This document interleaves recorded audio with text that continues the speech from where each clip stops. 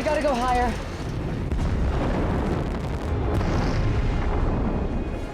At a press briefing, a billionaire founder named Nathaniel announces that his company, Genesis, is ready to send astronauts to Mars to live there. He mentions that while he'll get credit for the mission, the real heroes are the 6 astronauts who are headed to Mars to become the planet's first citizens. As he unveils the astronauts to the public, he announces that they'll be led by an astronaut named Sarah. After everyone applauds them, someone in the audience asks how Sarah feels to be part of the mission, and she says she's humbled and excited to have been given the opportunity to be part of the mission. Another press member in the audience asks if she's scared, and even though she confesses that it's risky, Sarah says she's feeling courageous. Nathaniel likes how she answered the questions, and after the event ends, the astronauts head to the spaceship to begin their journey to Mars. 2 months after they leave Earth, the astronauts have still not reached Mars,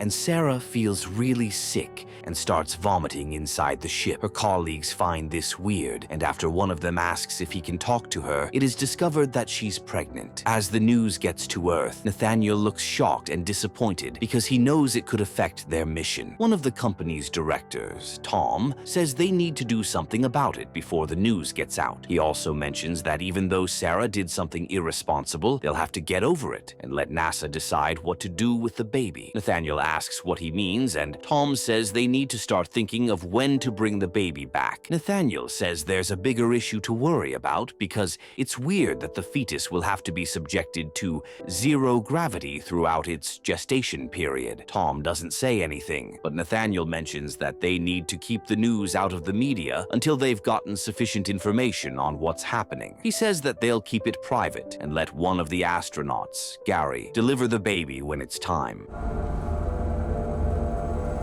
Following this, Sarah keeps her baby, and just as they arrive on Mars, she gets prepared for the delivery. After a while, Gary successfully delivers the baby, and as Sarah looks at her child, she suddenly starts feeling strange. Unfortunately, Gary is unable to do anything to help her, and she passes away while Nathaniel watches what's happening from a live feed on Mars. Days later, Nathaniel joins a board meeting to decide what to do about the mission. He then explains that the baby's internal organs and heart wouldn't work well in Earth's gravity. Tom suggests spinning the situation to the media as an experiment, but Nathaniel says it doesn't make sense since real human beings are involved. Nathaniel then suggests taking responsibility for what happened instead of trying to make up excuses. He adds that he'd like to be sent to Mars as part of the strategy, but Tom says it won't happen because Nathaniel has a brain disorder that could put him at risk if he tries to travel to Mars. Nathaniel says he's willing to take the risk, but Tom mentions that the suggestion is off the table. A lady in the meeting then asks if the child will remain classified, and Nathaniel says it's the best option because bringing the child back to Earth could put him in danger. 16 years later, Sarah's son, Gardner, is already older, and he calls a robot named Centaur into his room to ask if he has a map showing how to get through the ventilation system in the facility. Centaur asks what he wants the information for, but he tells the robot to mind his business. Since the robot still doesn't want to show him the map, Gardner removes his head and hacks into it to get what he wants. Before he can have access to it, he's asked to type in a mission code. So Gardner watches Nathaniel's announcement video from years ago to see if he can find anything. As Gardner sees his mom, he admires her and sees the code he needs on her suit. After he types it in, he gains access to all the files and starts looking for the one he needs. Suddenly, he gets a text from an astronaut named Kendra, who has been raising him since he was young. As Kendra asks where he is, Gardner immediately runs out of his room and heads to the greenhouse to start watering the plants. Kendra meets him there and says he's late. She also asks what he has done to Centaur because he hasn't been responding to her. Gardner asks if she's spying on him with Centaur, but she denies this. She then tells him to continue working well because they're trying to make him indispensable. Gardner looks sad as he hears this, and he asks how he can be indispensable if no one knows he exists. Kendra doesn't respond to this, but as she leaves the greenhouse, Gardner returns to his room and finds the best way to go through the ventilation system to reach the storage unit. As he sneaks into the storage unit, Gardner finds his mom's locker and removes her things. When he returns to the room, he checks the box and sees a wooden ring inside. After putting it on, Gardner sees a flash drive inside the box, and as he connects it to his computer, he sees a video of Sarah playing on a beach with a strange man. Gardner assumes that the man is his father, and after he prints a photo of his parents, he gets a text from a girl named Tulsa, who happens to be his best friend. Interestingly, Tulsa is from Earth, and Gardner has been talking to her using an internet chat room, which he has access to from Mars. As they start chatting, Tulsa complains about being in school with basic people who aren't always real. She adds that when she's 18, she's definitely leaving her town in Colorado and looking for another place to stay. Gardner says he wishes he could come with her, but she doesn't think he's serious because he has been saying the same thing for a long time, yet they've never seen each other. Gardner then mentions that he can't leave his penthouse on Park Avenue because he has a disease called osteogenesis imperfecta. Tulsa says she still doesn't believe him, but Gardner doesn't say anything about this. He then asks how her foster dad will feel about her leaving, and she says he'll definitely be unhappy because he'll stop getting checks from the state. As the school bell rings, Tulsa says she has to go and that she'll text him later. Study lab is over, gotta go. After their chat ends, Gardner watches a movie in his room, and Kendra meets him there. She then asks where he got the movie, and he says that one of the German scientists who came to Mars a while ago left it for him. Kendra asks how he can understand what they're saying, and he tells her that he understands German. Elsewhere, Tulsa walks near a piano at school and stops to play it. She doesn't really play it well, and as some boys make fun of her, she takes her bike and leaves the school. When she gets home, she wakes her foster dad up and reminds him that he needs to work on one of his clients' farms. Even though the man doesn't look interested in doing it, Tulsa gets him to enter his small plane and use it to spray water on the crops. Not while I'm standing behind the plane! Elsewhere, Gardner leaves his room and jumps up to place his chest on a security system to disarm it. After the door unlocks, Gardner heads out and enters a space car. He then drives it to his mother's tombstone, and after looking at it for a while, he angrily starts driving the car in circles. Unfortunately, one of the tires gets punctured, and it causes an accident that cuts a part of Gardner's suit. As he struggles to breathe, Kendra shows up out of nowhere and saves him. When they return to the facility, Kendra scolds Gardner for going outside alone and nearly killing himself. She also asks how he managed to get past the electronic lock, and he taps a side of his chest. Kendra then says he's not supposed to use the magnetic implant in his chest as a passkey. As she asks how he learned how to do that, even though the implant is to monitor the growth of his organs, Gardner says he was raised by scientists in a bubble. After he walks away, Kendra enters his room and tells him that his mom was not buried on Mars. She adds that the tombstone is just a metal in the ground because her ashes were actually spread across the Pacific Ocean. She says he deserves to know and that Sarah is living inside him. You deserve to know that.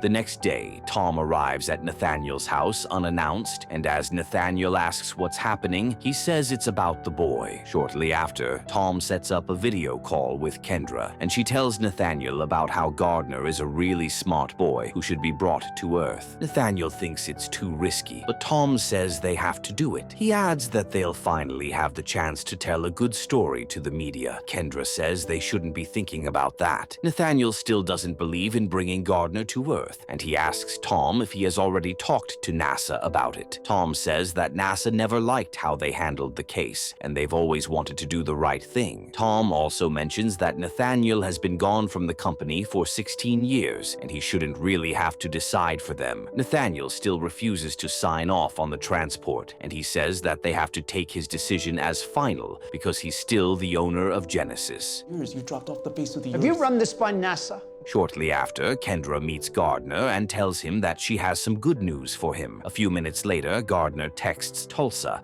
and tells her that he'll be seeing her soon because they've found a cure for his disease. He says it will involve an operation and a lot of physical therapy, but that he's sure he'll be able to leave his house. Tulsa looks happy about this, and she tells him to come quickly before she's moved to another foster home. Gardner says it might take a while before he arrives because his journey will involve a lot of travel. Tulsa doesn't seem to mind, and she says she'll be expecting him. A few days later, Gardner joins Kendra and some other astronauts for a trip to Earth. During the trip, Gardner asks Kendra why she's divorced, and she mentions that her husband left her when he found out that she couldn't have kids. Gardner asks if she was sad that she couldn't have children, but she says it wasn't something she was chasing at the time. Gardner then tells her that he'd like to meet his dad on Earth, even if the man wouldn't know he's talking to his son. As he asks if Kendra knows him, she says no one knows about Gardner's dad. I don't know anything about him. Nobody does.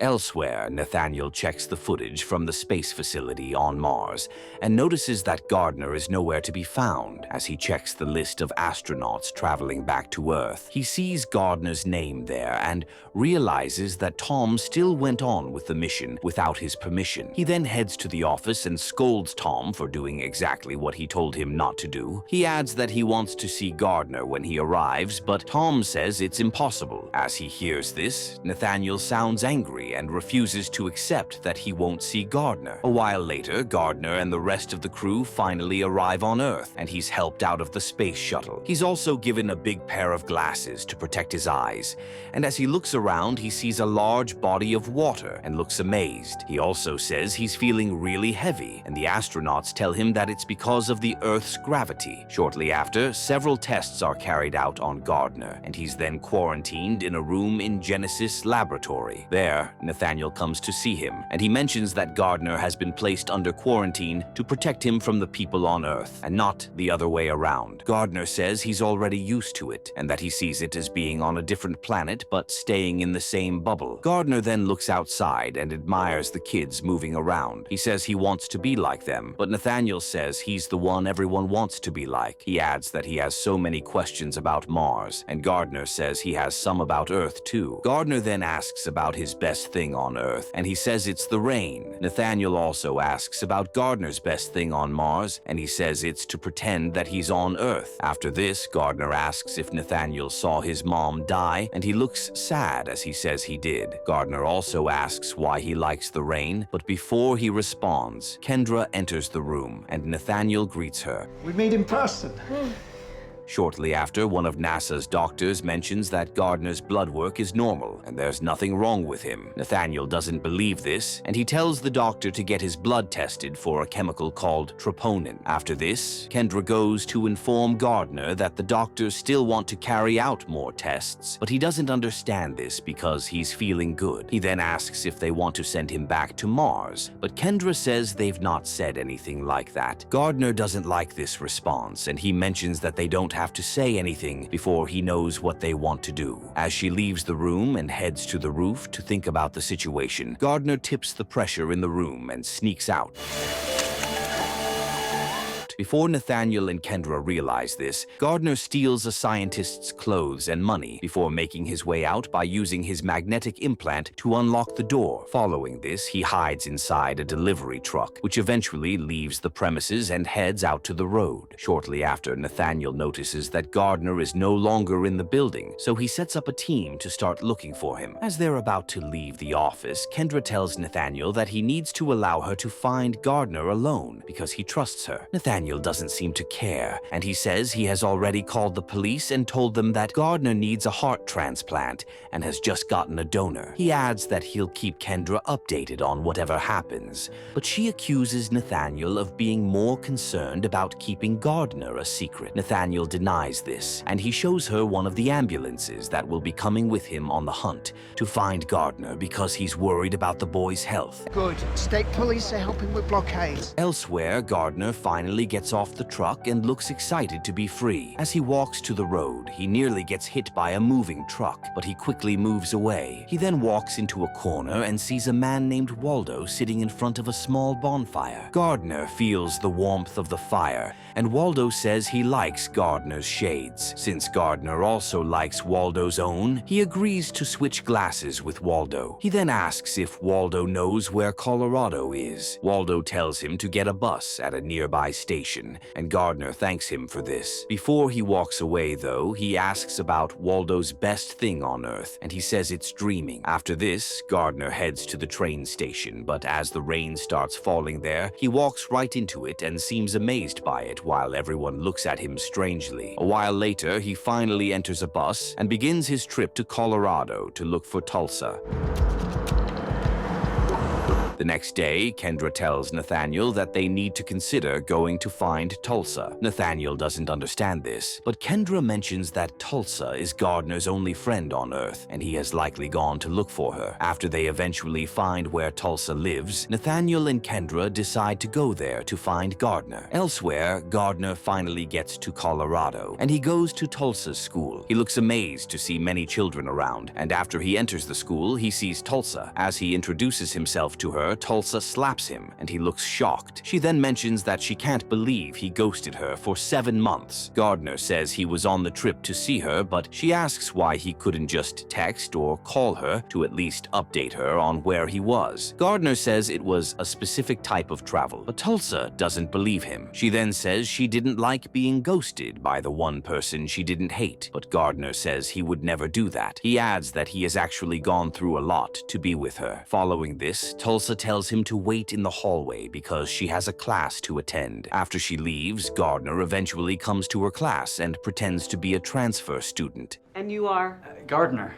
Tulsa then asks why he didn't wait outside, but he says he already waited long enough. As the teacher asks a question, Gardner answers it well, and everyone applauds him. After the class, Tulsa asks where he's really from, and he says Mars. Tulsa thinks he's lying, but Gardner shows her a picture of his parents and tells her that Sarah is already dead. Tulsa says she's sorry, but Gardner says she didn't do anything. He adds that it's also his fault that Sarah died because he killed her. Tulsa doesn't understand this, but Gardner says he wants her to help him find his dad. Tulsa then takes him to her house and tells him to wait outside while she gets a few things inside. As Gardner admires her dog, he suddenly sees Nathaniel and Kendra standing behind the fence and telling him to come back to the lab. Gardner tells them to leave him alone, and he also mentions that he's going to look for his dad because he's all that he has. Kendra says he has her, but Gardner tells her to stop lying because she once told him that she didn't want kids. Kendra says it's not what she meant, but Gardner doesn't seem to care. As he runs away, Tulsa sees this from inside her house, and she also heads out.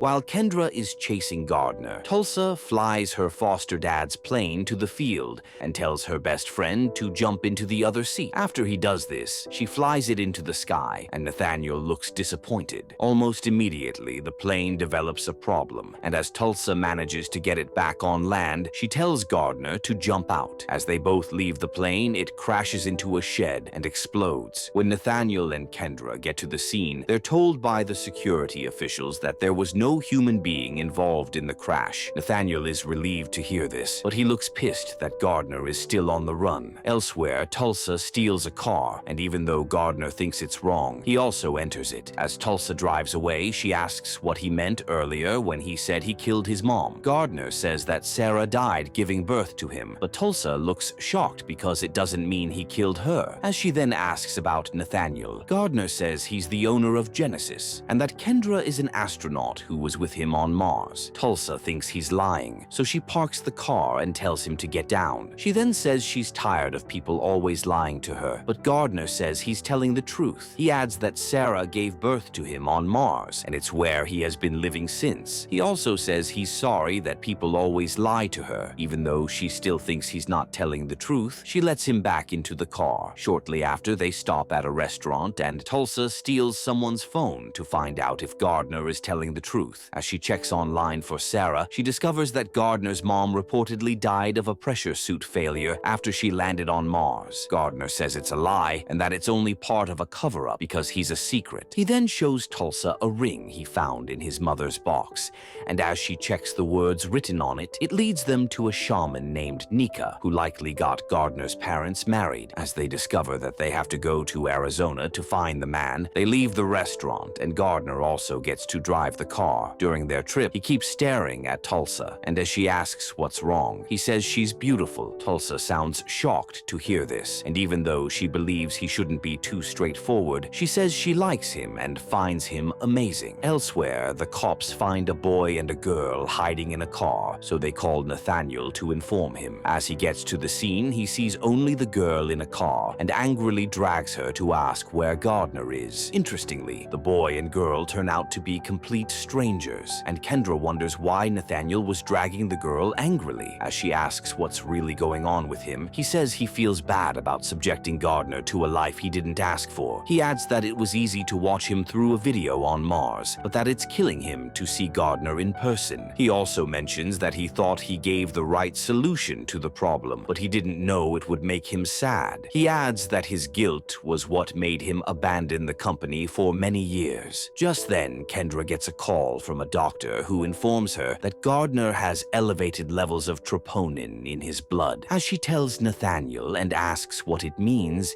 he says that Gardner is suffering from a having large heart and that they need to find him immediately because he might not survive for much longer due to Earth's gravity.